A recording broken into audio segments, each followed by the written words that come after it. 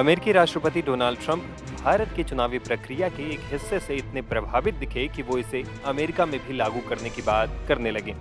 Trump ने भारत के मुख्य चुनाव आयुक्त ज्ञानेश कुमार का भी जिक्र किया। उन्होंने बताया कि ज्ञानेश कुमार ने बीते महीने अमेरिकी चुनाव व्यवस्था पर सवाल उठाए थे। इस पोस्ट के जरिए वो सेव अमेरिका एक्ट की वकालत भी करते दिखे। दरअसल ट्रंप ने मतदाता पहचान नियमों को सख्त करने की मांग दोहराई है। ट्रंप ने बताया कि भारत के मुख्य चुनाव आयुक्त ज्ञानेश कुमार ने सवाल उठाया था कि अमेरिका में वैध फोटो पहचान पत्र के बिना चुनाव कैसे कराए जा सकते हैं। ट्रंप ने इस बातचीत का हवाला देते हुए अमेरिका में हर मतदाता के लिए अनिवार्य फोटो आईडी की वकालत की। ट्रंप ने ट्रुथ सोशल पर एक पोस्ट में लिखा, इसी महीने की शुरुआत में भारत के मुख्य चुनाव आयुक्त ज्ञानेश कुमार ने हमारे प्रशासन से ये सवाल पूछा था कि अमेरिका में बिना वैध फोटो आईडी के चुनाव कैसे हो सकते हैं। भारत के पिछले चुनाव में 64 करोड़ 60 लाख वोटरों ने हिस्सा लिया था और इनमें से 1% से भी कम लोगों ने डाक के जरिए वोट डाला था। वोटिंग के दौरान हर वोटर के पास वैध फोटो पहचान पत्र होना जरूरी था। हमें तुरंत द सेव अमेरिका एक्ट पास कराने की जरूरत है।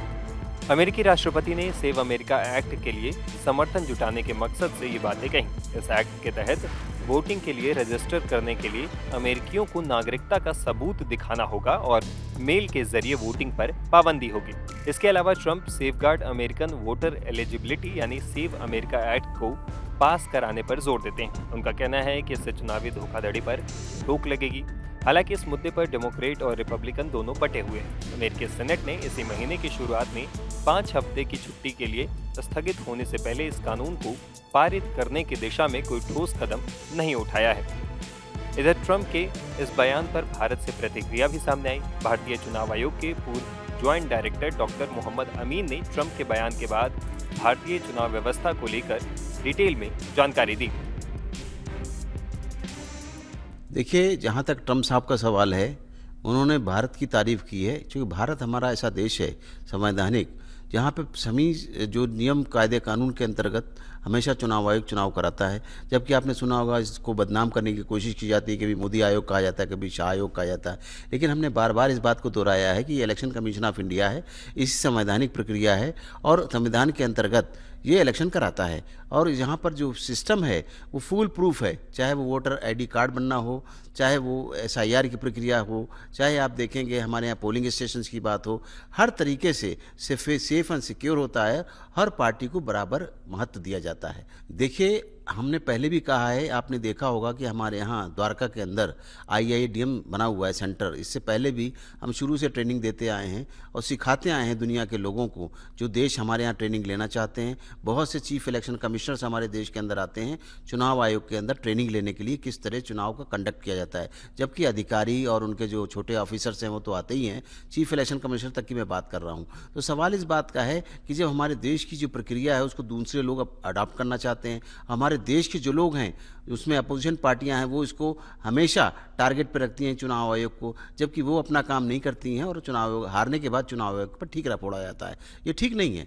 जबकि आप देखिए कि जो वोटर आईडी कार्ड की बात कर रहे हैं, ट्रंप ने यही कहा है कि हम यूएस के अंदर एक प्रक्रिया लाना चाहते हैं जिससे कि वहाँ भी वोटर आईडी कार्ड बने। जो वहाँ धांधली होती है कि लोगों को आई कार्ड नहीं बने हुए, जबकि हमारे देश के अंदर शुरू से ही डे वन से जब से आज़ादी हुई उसके बाद से हमारे यहाँ हमेशा वोटर आईडी कार्ड बने हैं, उनका वेरिफिकेशन हुआ है और उनको सही तरीके से डाटाज हमारे यहाँ हैं। उनके यहाँ तो डाटा भी नहीं है।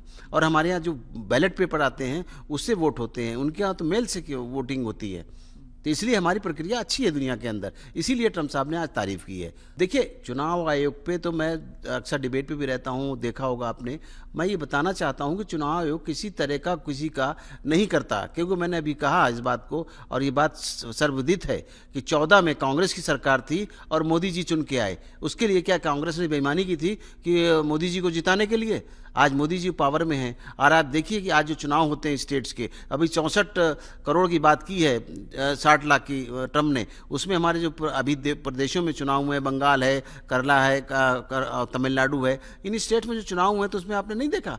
इस बात को साबित होता है इस बात को कि दूसरी सरकारें आई हैं तो इलेक्शन कमीशन कहीं भी बेईमानी नहीं करता, ये साबित होता है। देखिए, जब ये एक मुद्दा उठाया गया कि ईवीएम की बेईमानी की जाती है, तो इलेक्शन कमीशन ऑफ इंडिया ने बुलाया इन सबको, हर पार्टी को बुला के नोटिस किया और कहा कि आप उनके सामने डेमोन्स्ट्रेशन हो। कोई पार्टियां नहीं आई जो कि यहाँ पर फेस कर पाती, और बार बार ये ठीक रहा, ईवीएम के ऊपर फोड़ा जाता है। ये बात आके सुप्रीम कोर्ट के बाद जब अपील की गई, सुप्रीम कोर्ट ने उनको नकार दिया इस बात को और कहा कि नहीं, ये प्रक्रिया सही है, ईवीएम की हो या वीवीपैट की हो। खबरों की रणभूमि में यहां शोर नहीं, सोच लड़ती है। जहां शब्द नहीं, फैक्ट्स वार करते हैं और हर सवाल खोलता है सच की नई परत।